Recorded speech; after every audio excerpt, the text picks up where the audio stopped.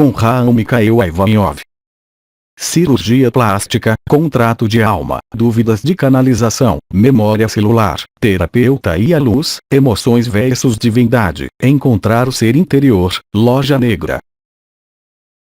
Agora, se quiserem, vamos tentar dialogar juntos, de maneira a responder às suas interrogações e às suas questões.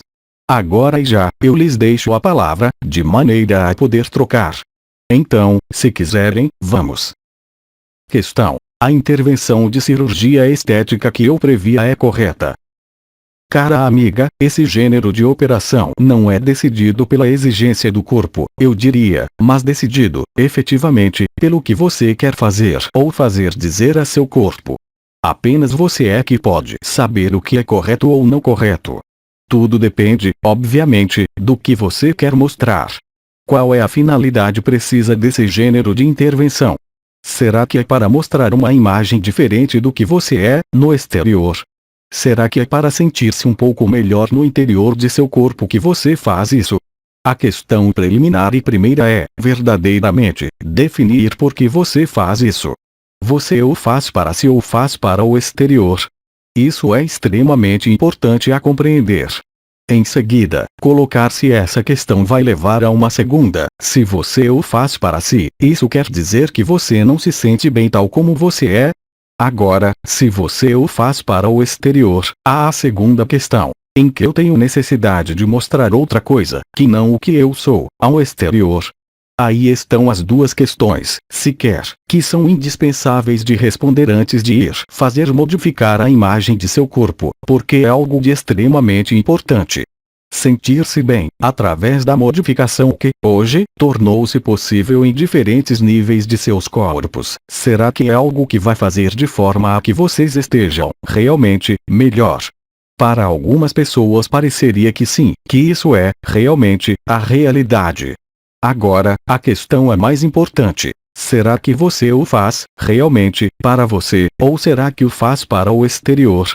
Porque, obviamente, se você fizesse isso para algo de exterior, seria um erro.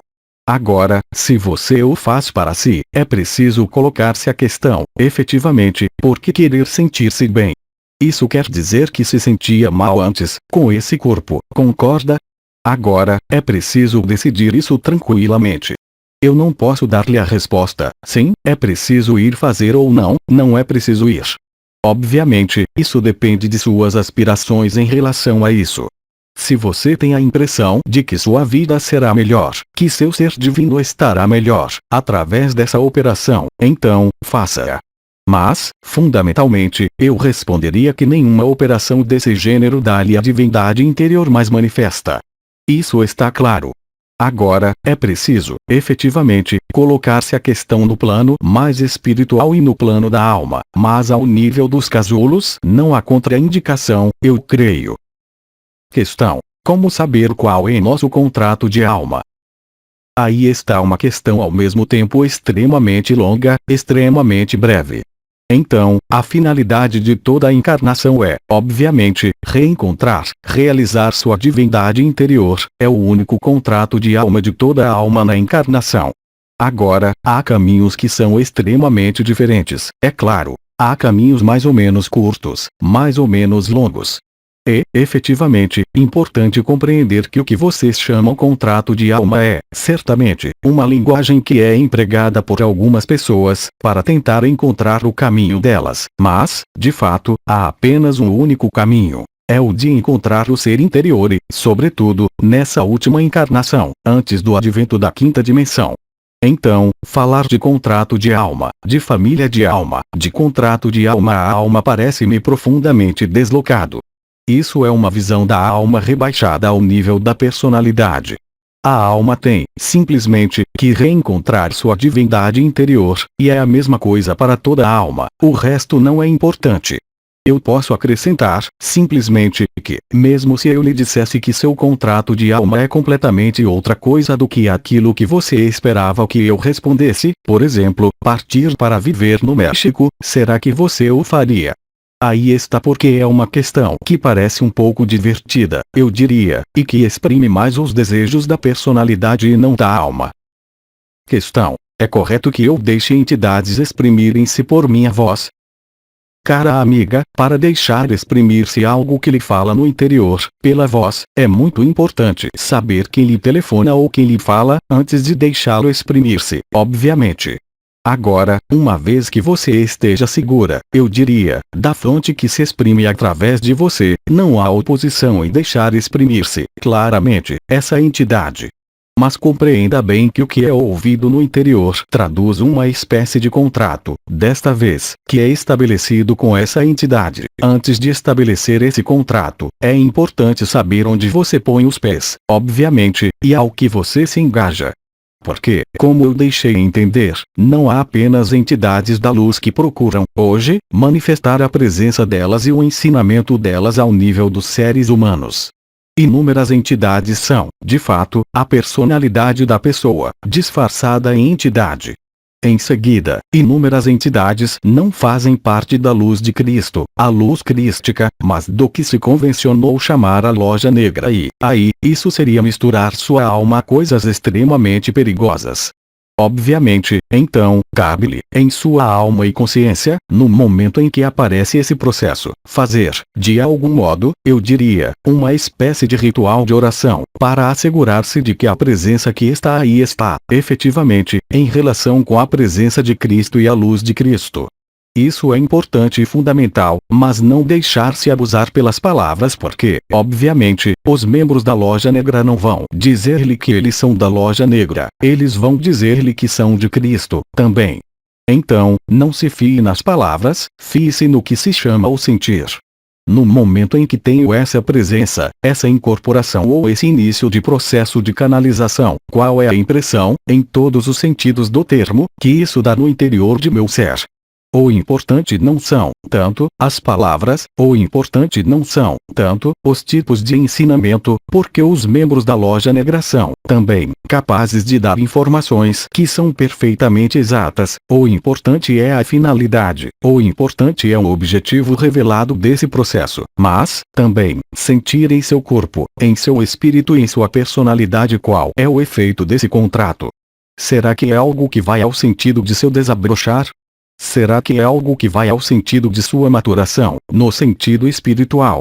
Aquele que recebe o ensinamento, exceto se todos os seus chakras estejam abertos, tem dificuldade, grande dificuldade para sentir o que vem da sombra, da luz. Portanto, é você o filtro essencial e, portanto, é um contrato, desta vez, em todos os sentidos do termo, que você estabelece com essa entidade, mas, também, com a pessoa a quem você retransmite o ensinamento. E, aí, eu diria que é preciso estar extremamente vigilante em relação ao processo que traduz a incorporação ou a canalização, mas, também, o resultado desse processo, ou seja, quais são as manifestações que sobrevêm depois. A paz, serenidade, a confiança que aparece, e tudo o que corresponde à maturidade. Ou, ao contrário, há um estado de inquietação ainda maior. Será que isso a torna ainda mais, eu diria, apegada a comportamentos que não são normais? Porque, aí, isso não será a luz, obviamente.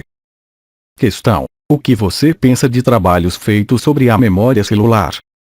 O importante não é pôr o dedo onde isso dói, o importante é pôr o dedo onde está o pai, não é, de modo algum, a mesma coisa, porque vocês poderão encontrar milhares de lugares nos quais vocês têm dor, e isso pode durar milhares de anos.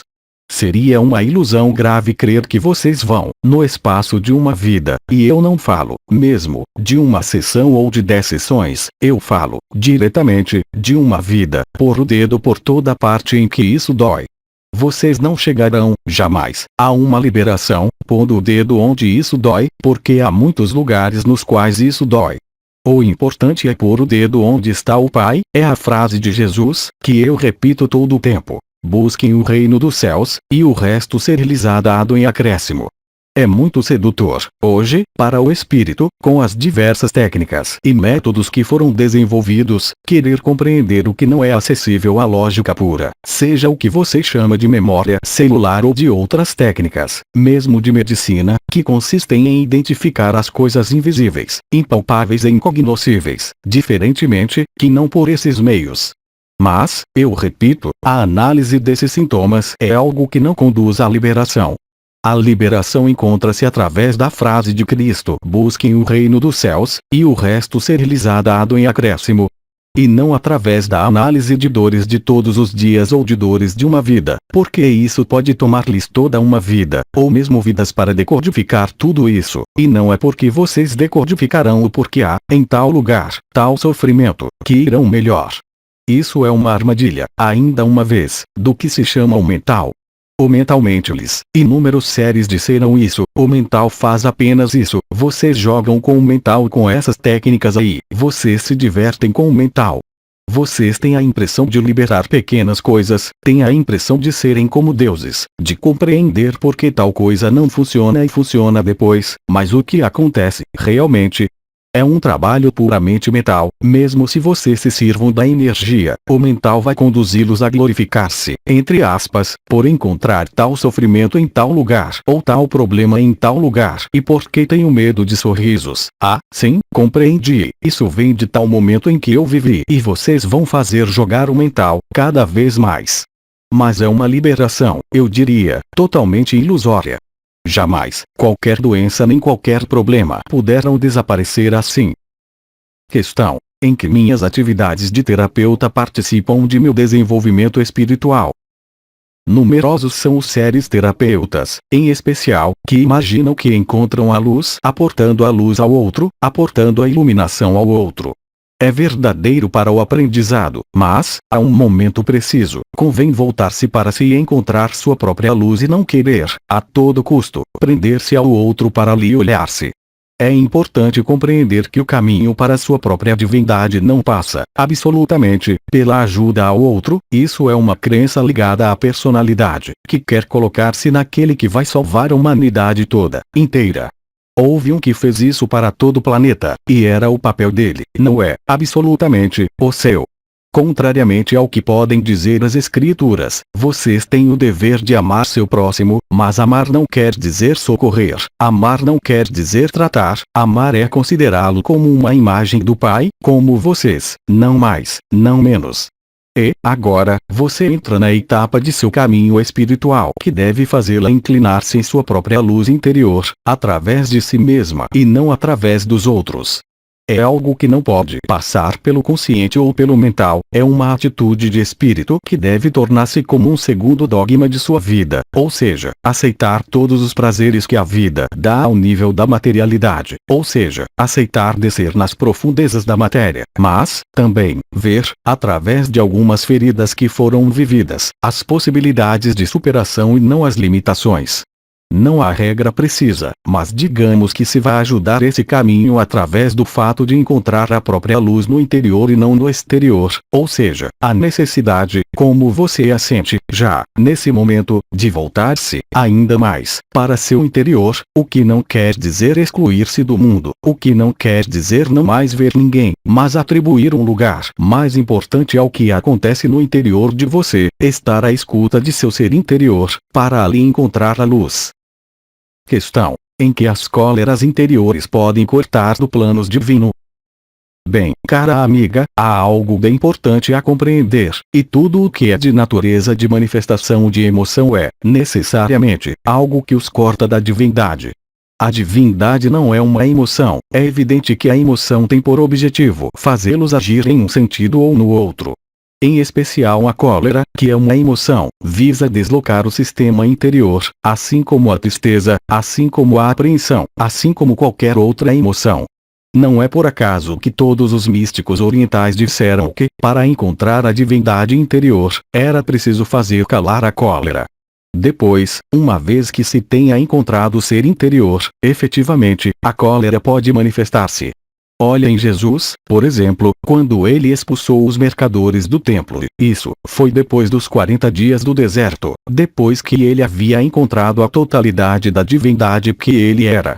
Agora, é importante compreender que nenhuma emoção pode permitir-lhes aproximar-se da divindade, mas, também, o excesso de uma emoção vai impedi-los de aproximar-se de seu ser interior.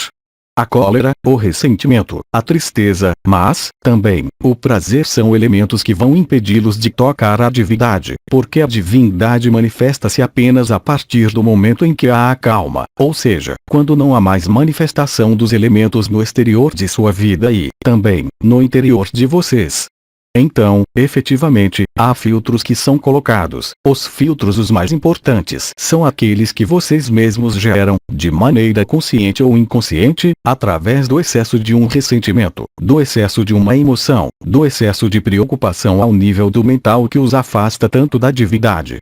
O único problema que todos os seres humanos têm, e eu, também, antes de conhecer a iniciação, eu encontrei, mas tranquilizem-se, é comum a toda a vida humana, é que, enquanto vocês creem que a divindade pode ser encontrada por um esforço do mental, por um esforço de consciência, vocês se enganam, porque a divindade não se encontra ao nível de consciência no qual vocês funcionam habitualmente. Ou seja, não esperem, jamais, encontrar o ser interior através do que vocês são, do que fazem, através do ser que constitui sua personalidade. A alma revela-se apenas quando a personalidade não existe mais. A partir do momento em que vocês formulam um pedido, é a personalidade que o pede, não é, eu diria, a alma. Portanto, não pode ali haver, eu diria, manifestação da divindade interior enquanto o espaço e o tempo não pararam, ou seja, enquanto vocês se servem do mental que vem do futuro, enquanto vocês se servem de emoções que vêm do passado. Então, obviamente, é muito divertido, muito tentador ter técnicas energéticas, técnicas mentais, técnicas emocionais que os fazem crer que vocês se aproximam de seu ser interior, mas, em momento algum, isso é possível porque, para encontrar a divindade, é preciso que vocês acedam a outro estado de consciência, que é um estado de consciência puramente transcendente e que não se importa com sua experiência passada, que não se importa com suas construções futuras, que não se importa com sua pequena personalidade, com seus pequenos modos de funcionamento. E isso não é pejorativo, simplesmente, eles são, efetivamente, pequenos. O que eu quero dizer com isso é que, encontrar o ser interior, encontrar sua própria divindade necessita de fazer o silêncio, necessita de destruir, como dizia Krishnamurti, tudo que está ao redor, ou seja, todos os modelos. Encontrar o ser interior é encontrar a pequena porta estreita, aquela que conduz ao coração e, para conduzir ao coração, é preciso fazer calar tudo o que não é o coração. Aí está o que eu tinha a dizer. Então, o ser interior, efetivamente, pode-se, por vezes, vislumbrá-lo, senti-lo, mas ele não se instala, jamais, duradouramente, porque, se ele se instalasse duradouramente, vocês sentiriam algo de inefável, no qual vivem os grandes mestres que estiveram encarnados sobre esta terra, ou seja, o Samadhi, a alegria interior, a plenitude do conhecimento e, também, a onisciência. Realmente, vocês acreditam que o que eu ensinei em minha vida eu li nos livros? Não, absolutamente. É quando eu me conectava nessa esfera interior, nessa música interior, que eu tinha acesso a toda a informação. Então, agora, se vocês procuram a informação através de técnicas e de métodos, isso prova, simplesmente, que vocês não estão no ser interior e que creem aproximar-se dele recorrendo a essas técnicas, mas vocês se afastam dele. A divindade encontra-se apenas no silêncio, o ser interior aspira apenas ao silêncio, inspira apenas a pureza. No mental não há pureza, mesmo se as imagens sejam muito belas, é um novelo, eu diria, sem fim, querer desenrolar o mental, isso pode ir muito longe, até perder o fio de sua alma. Então, efetivamente, eu posso conceber que, para muitos de vocês que se lançaram em processos ligados ao mental, mas que se chamava a divindade, isso pode ser muito perturbador. Mas viu-se um único ser humano manifestar a divindade após esse gênero de trabalho. Sejam lúcidos. Viu-se um único ser no Samadhi após um trabalho como esse? Que me mostrem. Questão. Poderia falar-nos de Djwalku? Agora, aquele a quem vocês chamam de Djwalku, a que pertence ele? Ele pertence à ordem de Melquisedeque, à ordem crística ou a uma ordem anticrística? É preciso ver as coisas tais como elas são, a realidade do que se chamou a loja negra nos planos históricos. É preciso remontar, agora, a bem antes, mesmo, de meu nascimento, no fim do século XIX. Havia, no Ocidente, duas correntes que se opunham, uma corrente de natureza crística, que era ligada à ordem de Melquisedeque e que foi encarnada de maneira magistral por um grande professor e um grande mestre que foi Rudolf Steiner, e, do outro lado, obviamente, o pendente da luz era a sombra. Ele foi encarnado por Helena Blavatsky, em seguida, por Alice Bailey, que estavam na Inglaterra, enquanto Steiner, lembre-se, estava na Alemanha. E seguiu-se a isso uma batalha cósmica, terrestre, extremamente violenta, entre os defensores da ciência crística com Steiner. Do outro lado, os defensores da loja oriental, que eram, assim dizendo, os mestres da hierarquia. Eles faziam parte da sombra. E, hoje, qual é a finalidade? É preciso ser razoável. A finalidade de Cristo é a de fazê-los realizar sua divindade interior, através da palavra crística e através de sua própria divindade, ou seja, ir para o desabrochar de seu ser interior.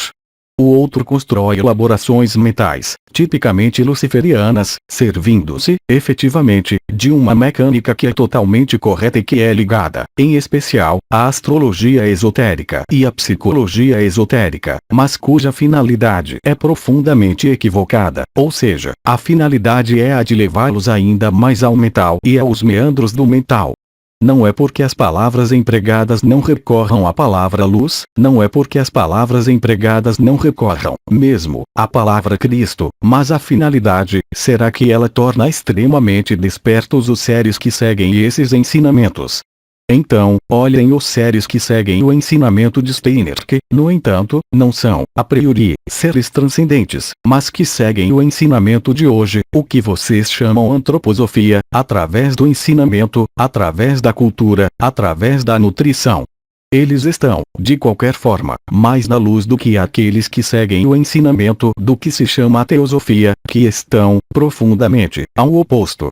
Então, quando vocês falam de mestres dos 7 raios, saibam que se referem ao que se chama a loja negra e, unicamente, a loja negra. Não há milagre. Sobre a Terra, há 3 forças e não uma mais. Há as forças crísticas, representadas pelos apóstolos de Cristo, os diferentes santos que ouvem sua história, mas, também, pelos mestres de sabedoria que estiveram encarnados em diferentes épocas, que estiveram em uma linhagem contínua de transmissão e de despertar da divindade do homem. Do outro lado, havia os mestres, assim dizendo, de sabedoria que queriam fazê-los esquecer-se, através de palavras pomposas, através de ensinamentos esotéricos, por vezes, maravilhosos, queriam afastá-los de sua divindade interior. Isso pode parecer duro a dizer, mas é a estrita verdade. Então, há 2 forças, as forças da ordem de Melquisedeque, que são ligadas ao ancião dos dias, que são ligadas a Abraão, a Moisés, a Jesus, a São Francisco e a outros, e, depois, do outro lado, há a mesma perpetuação, mas a filiação perde-se, obviamente, em fontes que não são luminosas. Há uma confusão possível entre Cristo e Sananda, mas eu falo do Sananda da loja negra. São seres que têm única vocação de fazê-los perder o fio condutor ao Cristo e à divindade interior. Agora, vocês aceitam isso ou não o aceitam, mas é a estrita verdade. Será que sua vida torna-se luminosa, frequentando esses seres? Será que vocês se tornam seres desabrochados, transcendentes, irradiantes de luz, aquecidos, que irradiam o amor ou não? O ensinamento crístico é profundamente desabrochante. Agora, a finalidade não se vê através de algo tão simples. Se todo ser humano tivesse a capacidade de sentir, instantaneamente, as forças luciferianas, diferenciá-las das forças crísticas. Na finalidade, as forças crísticas são desabrochantes, irradiantes. As forças luciferianas fazem-nos perder a conexão à matéria que vocês vieram aqui para espiritualizar. O que se chamam as forças luciferianas não são forças que vão levá-los para o diabo, e, ainda, outra coisa, isso é a terceira força. Agora, as forças luciferianas têm apenas um objetivo, é o de desprendê-los da matéria, ou seja, fazê-los evoluir sem a matéria. Qual é o melhor modo de fazê-los evoluir sem a matéria? É dizer-lhes para desembocar em uma espécie de profundeza esotérica, intelectual, emocional, mas desprovida da conexão espiritual à matéria, que evolui por aquele que gerou a encarnação há 50.000 anos, mas, também, pela linhagem crística. O ensinamento dos mestres de Orion é extremamente importante em relação a isso. Agora, não se esqueçam, jamais, de que o nível de julgamento que vocês formulam é função do nível no qual vocês estão. O que vai parecer-lhes, um dia, como bom, pode parecer-lhes, em 10 anos, como algo de mal, de acordo com seu nível vibratório. O que não quer dizer que, se vocês sentem algo de muito bom, que isso será bom, é muito difícil, são assuntos extremamente complexos. Mas, em todo caso, o que vocês podem manter no espírito é: quanto mais vocês evoluírem com as forças da luz crística, mais seu ser tornar-se-á irradiante. Quando eu digo irradiante, é fácil sentir as energias ao nível da coroa, porque, de todos os modos, as forças da sombra passam pela coroa, elas não passam alhures. Em contrapartida, uma coisa que não poderão, jamais, as forças da sombra, é passar pelo coração. O coração é o espaço sagrado interior e, se seu coração não vibra, se, quando vocês reencontram Cristo, não tem o coração que explode, é que não é Cristo, é tão simples assim. Se vocês estão com um ser missionado por Cristo e sentem seu coração que se abre, aí, vocês estão em face da verdade. Em contrapartida, se tem a impressão de estar na profundeza do ensinamento, mas seu coração permanece seco, nada sentem na região do coração, coloquem-se a questão. Agora, se vocês são guiados por Cristo, não haverá mais, jamais, qualquer dúvida em vocês e é falso dizer que esse caminho espiritual, a descoberta do ser interior, possa tomar anos. Hoje, neste período de urgência, encontrar o ser interior pode fazer-se em 5 minutos, sim, mas na condição, primeira, de parar o mental, na condição, em segundo lugar, de parar as emoções e, 3, de estar no silêncio interior e, 4, de saber, sobretudo, quem vem a vocês, porque as entidades estão por toda parte, por toda a parte. Agora, inúmeros seres que canalizam essas entidades são seres de luz que foram abusados, porque não tinham as capacidades de fazer a diferença entre uma entidade de luz que desce pelo 7º chakra e uma entidade da sombra que desce pelo 7º chakra, porque é exatamente a mesma sensação. A única diferença situa-se no coração, não se situa nas palavras, não se situa na finalidade aparente do que é dito, mas na vibração da alma ao nível do coração.